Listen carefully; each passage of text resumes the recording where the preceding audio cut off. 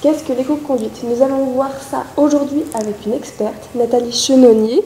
Tu es monitrice de pilotage et tu représentes la structure Pôle Mécanique Performance où tu proposes des formations au perfectionnement, à la conduite.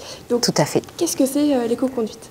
L'éco-conduite, c'est une conduite économique et écologique qui désigne un ensemble de techniques et de comportements au volant visant à réduire la consommation d'énergie d'un véhicule, mais également de limiter les émissions polluantes. Ici, on n'a pas trop de débat puisqu'on accueille la nouvelle EV3 de Kia et c'est un véhicule 100% électrique. Donc, qui dit 100% électrique dit pas de pollution à l'usage. À quoi ça sert concrètement l'éco-conduite? L'éco-conduite représente une véritable philosophie qui s'inscrit dans une démarche globale de développement durable et elle repose sur une anticipation accrue, sur une conduite beaucoup plus fluide, moins agressive, ainsi qu'une meilleure compréhension du fonctionnement de son véhicule. Et en réalité, pratiquer l'éco-conduite, c'est participer à 3 grands enjeux. Un enjeu environnemental, un enjeu économique et un enjeu qui est lié à la sécurité.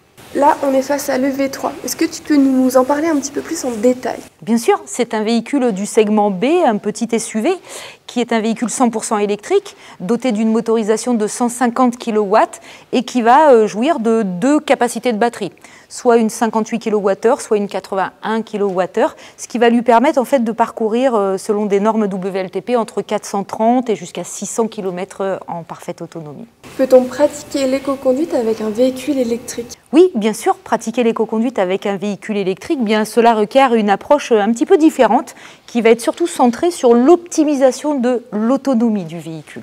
Alors vous allez tout de suite comprendre qu'un véhicule électrique a été pensé dès sa conception pour préserver toute son autonomie. Ça veut dire qu'on a un ensemble de technologies présentes qui vont nous permettre de gérer de façon intelligente l'énergie.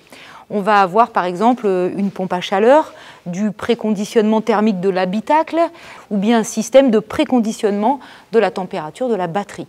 Alors, on a des éléments, bien sûr, qui sont de série sur le véhicule, mais la question, c'est comment, par notre conduite, on va préserver l'autonomie du véhicule. Le maître mot de l'éco-conduite, c'est l'anticipation. C'est en développant notre capacité visuelle à anticiper les événements de circulation qui va nous permettre de réduire toutes les phases d'arrêt.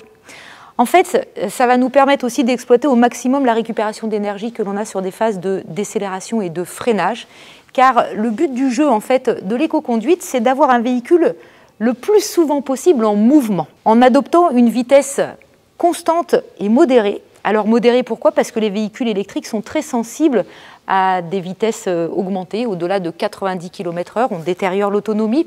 Et puis constante, pourquoi? Parce qu'on va éviter les phases d'accélération trop brusques, qui sont très énergivores. On va surveiller sa consommation en instantané, grâce par exemple à l'affichage dans l'écran des flux d'énergie. Et puis on va avoir aussi d'autres indicateurs. Par exemple, l'économètre sera un très bon indicateur. On va savoir immédiatement quelle est notre conduite. Est-ce qu'on est dans une conduite dynamique ou plutôt en éco-conduite, ou si on est même sur des phases de récupération d'énergie. Et puis là, la consommation va se lire plutôt en kilowattheure sur un véhicule électrique. On va voir que dans le véhicule, on a des éléments qui vont nous permettre d'accentuer la récupération d'énergie en phase de décélération et de freinage. Ce sont des palettes de modulation du freinage régénératif. Et puis on a aussi ce que l'on appelle la e-pédale. Mais on va voir que tous les véhicules électriques ont une transmission automatique et qu'on va, par certaines techniques, encore accompagner le véhicule à préserver son autonomie. On va essayer, je vous l'ai dit tout à l'heure, d'éviter toutes les accélérations brutales qui vont demander trop d'énergie au véhicule. Et puis on va se servir du mode éco quand il sera présent dans l'habitacle pour préserver, là encore, toute son autonomie. Donc au quotidien, comment on pratique l'éco-conduite? Quels sont les gestes à avoir? Alors, au quotidien, l'éco-conduite, c'est également d'adopter des petits réflexes. Les petits réflexes, ça va consister à planifier, par exemple, son itinéraire pour éviter des zones congestionnées et passer trop de temps dans des embouteillages. On va vérifier sur le véhicule quelque chose de très important, c'est la pression des pneumatiques. Et ça, c'est une vérification au minimum mensuelle. On va retirer toutes les charges inutiles. tout ce qui est chargement dans le coffre ou tous les accessoires qu'on pourrait apporter à l'extérieur du véhicule. On va utiliser régulièrement le régulateur de vitesse sur l'autoroute et puis on va fermer les fenêtres à haute vitesse pour réduire la traînée aérodynamique. Donc ce sont finalement des gestes qu'on peut aussi appliquer pour une éco-conduite hybride ou thermique. Bien évidemment. Mais sur un véhicule 100% électrique, il y a vraiment une gestion de la climatisation qui va être primordiale. En fait, ce qu'il faut comprendre, c'est que sur un véhicule électrique, pour créer du chaud dans l'habitacle, en temps normal, sur un véhicule thermique, on se sert de la chaleur du moteur. Naturellement, on vient réchauffer l'habitacle. Là, un véhicule électrique, un moteur électrique n'émet pas de chaleur. Ça veut dire qu'il va falloir créer de toutes pièces cette chaleur. Et c'est souvent notre système de climatisation qui est doté d'une pompe à chaleur, donc déjà efficiente, mais qui est très énergivore. Ça veut dire que là, clairement, on va essayer de limiter l'utilisation de la climatisation. Et si on fait ça, on va pouvoir réduire jusqu'à 20% la consommation du véhicule.